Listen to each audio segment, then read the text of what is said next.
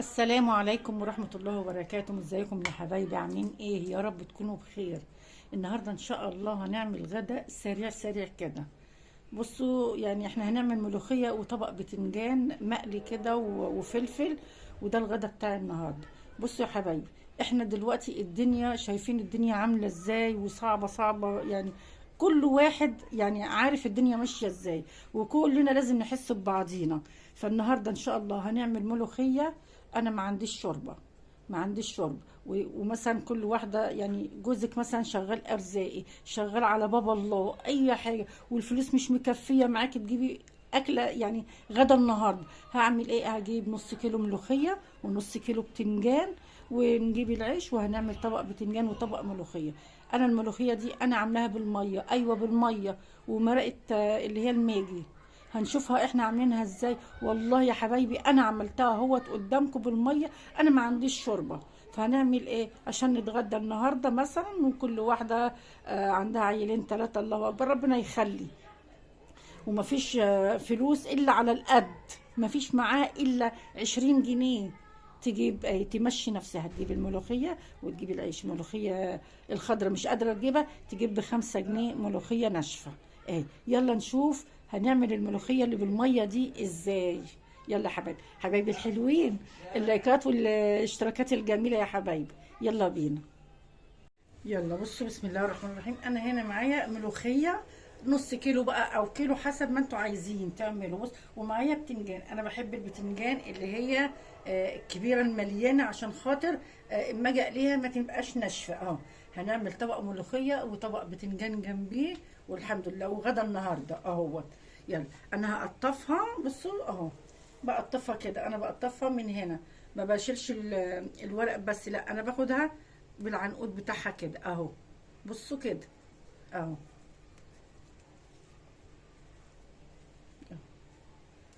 هقطفها واغسلها. انا بغسلها بعد ما بقطفها اهو.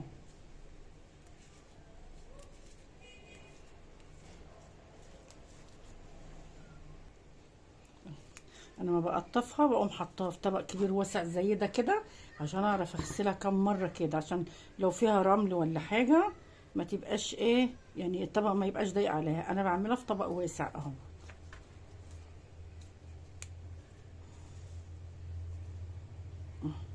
كل يوم بيبقى حيرة، عايز اكل عايز اكل. بس الملوخية دي مش بلدي، دي اللي هي بتاعت الارض اللي هما بيغطوها، مش عارفة اسمها سباطة ولا اسمها ايه، مش عارفة. ايه اللي هي بتتغطى، بيغطوا الزرع اهو.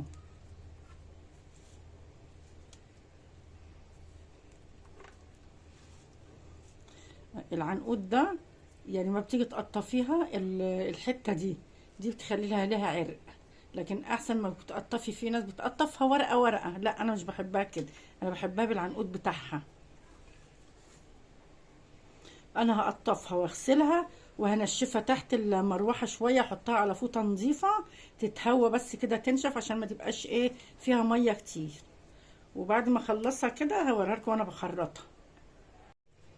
انا غسلت الملوخيه ونشفتها، ما هو بص هعمل عليها كمان قرن شطه، ده مش حراق اهو. نخرطها بقى كده بالمخرطه. بسم الله الرحمن الرحيم. طبعا ستات البيت كلها شاطره ما شاء الله، كل حتى البنات بيعرفوا يخرطوا الملوخيه اهي.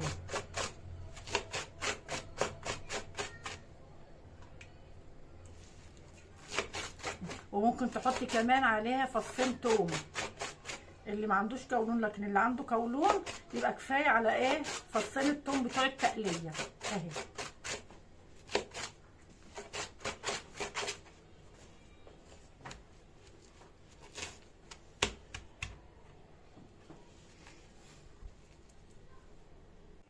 اه بصوا انا خرطتها اهوت. احنا بقى ايه عقبال ما نجهز نعمل البتنجان، هنشيلها في كيس. بسم الله الرحمن الرحيم.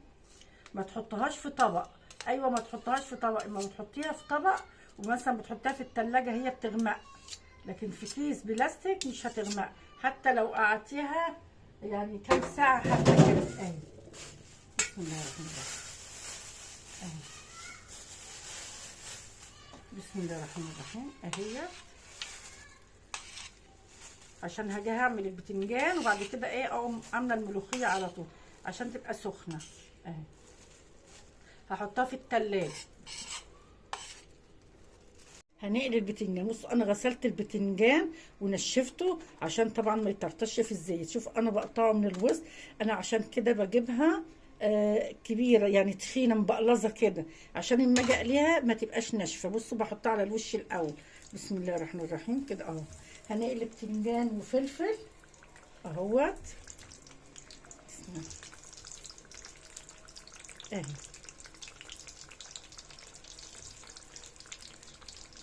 بحطه الاول على الوش كده عشان ايه اما اجي اقلبه يبقى هو اتحمر من تحت اهو.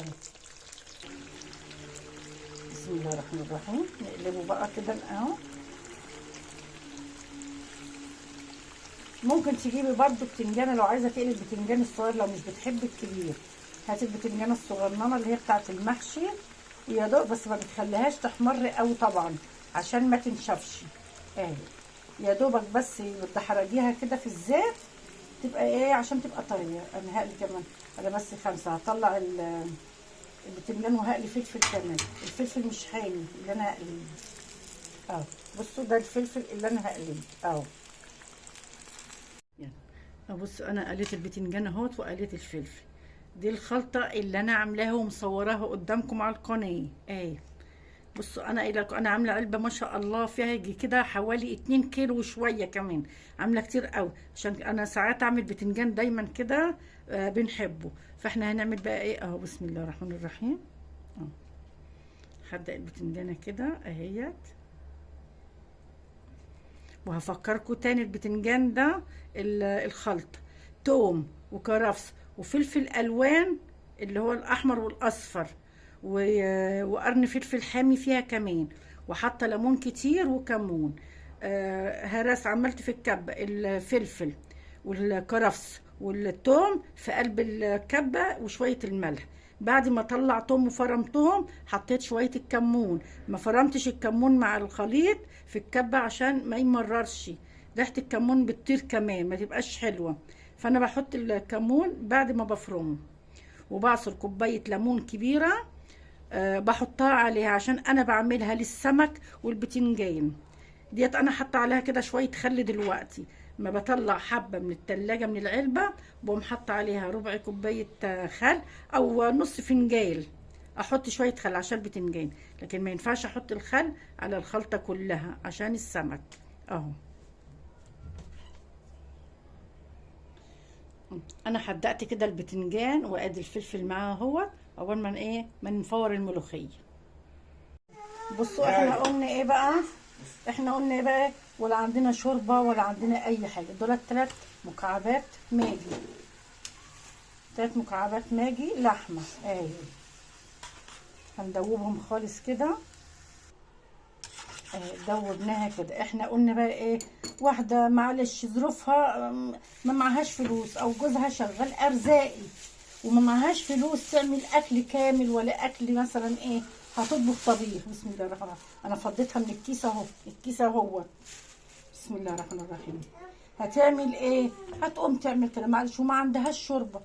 فالناس دلوقتي ممكن ما يكونش حد بيجيب لحمه الايام دي، فراخ ما عندهمش شوربه. هنعمل ايه اهو، مكعبين ماجي اهي وشويه ميه وغليناهم وعملناهم شوربه. وهنعمل فيهم الملوخيه. هنعمل احلى طبق ملوخيه وجربوها على طريقه ميمي اهيت. انا بعملها برضو ساعات كده، ما انا ما عنديش شوربه اصلا حقيقي النهارده، والله ما عندي شوربه خالص. فانا عملتها. انا بقول لكم على السر انكم برضو تعملوها. وعملت طبق بتنجان جنبيها وهنتغدى والحمد لله رضا وفضل من عند ربنا. انتوا شايفين الدنيا عامله ازاي. واحده اخر الشهر والفلوس مش مكفيه المصاريف.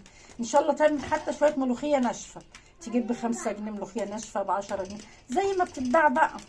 وشويه برضو نقوم عاملينها كده نوضبها ونخليها زي الفل اهي. بصوا هنطعمها احنا بقى بالفص.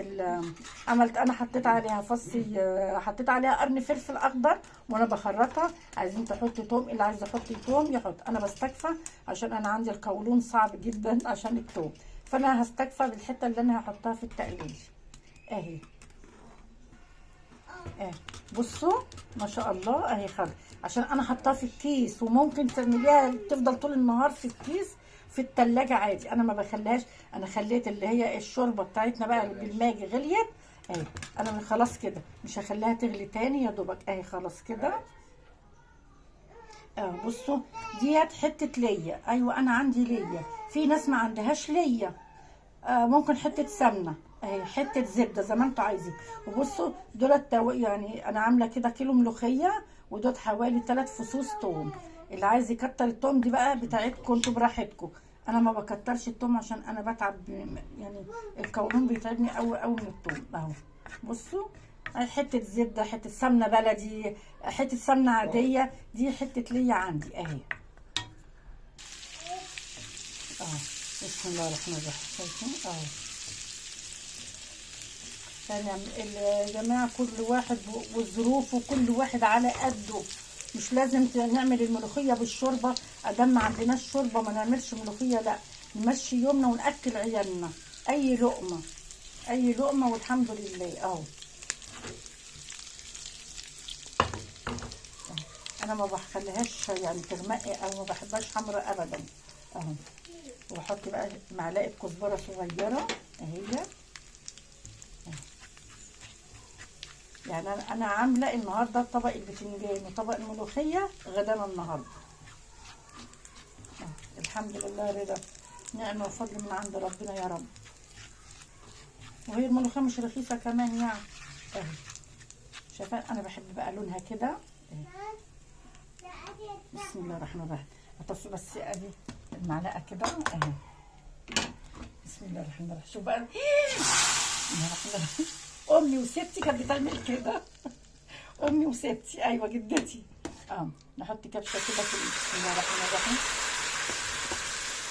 شوف الله اكبر الملوخيه لونها، الله اكبر كهرمان اهو. بسم الله الرحمن الرحيم. وما نغطيهاش، مش هنغطيها الملوخيه، اوعي تغطيها وهي سخنه، هتسقط في قعر الحله اهي. انا هسيبها بس كده شويه وهغرف بقى وهوريكم عشان احنا هنتغدى. ادي الملوخيه والبتنجان والعيش ما شاء الله لسه جايبينه اهوت. العيش سخن والبتنجان، وادي الملوخيه يا حبايبي ادي اكل النهارده، الغدا بتاع النهارده. كل واحد يمشي يومه على قد ظروفه، على قد امكانياته. ما معهوش فلوس والدنيا، ان شاء الله اجيب ب5 جنيه ملوخيه اللي هي الناشفه، واجيب نص كيلو بتنجان واعمل واتغدى انا وولادي وجوزك مثلا. يعني هتتلموا على الطبليه وهتتغدوا، والحمد لله على كده. ان عجبكم بقى الفيديو يا حبايبي ما تنسونيش في اللايك الجميل بتاعكم والاشتراكات الحلوه. ربنا يخليكم ليا يا حبايبي. السلام عليكم ورحمه الله وبركاته. انزلي يا توته.